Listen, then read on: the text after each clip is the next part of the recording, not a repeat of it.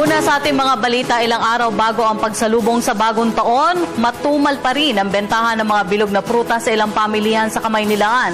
Samantala, may ilang pa rin sa ating mga kababayan ang humahabol na makabiyahe patungo sa kanilang mga probinsya para sa okasyon. Ang ulat mula sa aming kasamang si Benj Mondo. Sa huling weekend bago ang 2015, wala pa rin naitatalang paggalaw sa presyo ng mga bilog na prutas. Sa farmers market sa Cubao, 45 pesos kada piraso ang mansanas. Ang higanting Japan apple, 400 pesos kada piraso. 12 pesos naman kada piraso ang pongkan. Ang sangkis nasa 40 hanggang 50 pesos naman ang isa. 70 hanggang 80 pesos naman ang isang supot ng kiat-kiat. 180 pesos naman kada kilo ang presyo ng peras. Ang isang supot naman ng ubas nagkakalaga ng 250 pesos.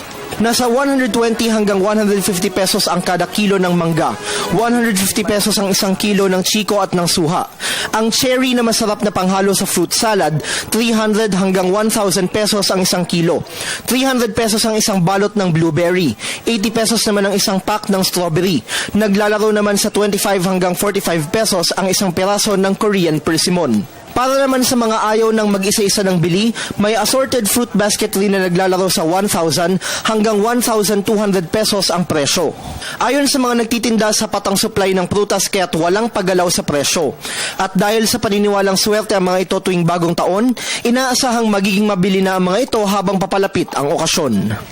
Ngayon po ay hindi pa hugasin ng malakas. Ang dami po ng mga tao pagka malapit na New Year, kasabihan, madali daw nauubos ng mga bata, lalo na't maraming mga anak. Nakaugulian na natin mga Pilipino na kapag ka New Year, kailangan maraming nakalagay na prutas sa ating hapagkainan para maging prosperous. Bukod sa mga prutas, mabenta rin ang ilang produkto para sa mga chikiting, gaya ng mga pampaswerteng tsokolate na 100 pesos ang isang balot. Samantala, may ilan pa tayong mga kababayan ang humahabol na makauwi patungo sa kanilang mga lalawigan dahil sa mahabang holiday.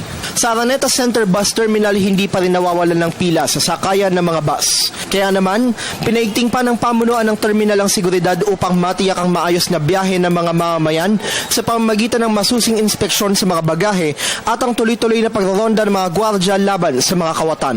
Para sa Telebisyon ng Bayan, Benj Mondo.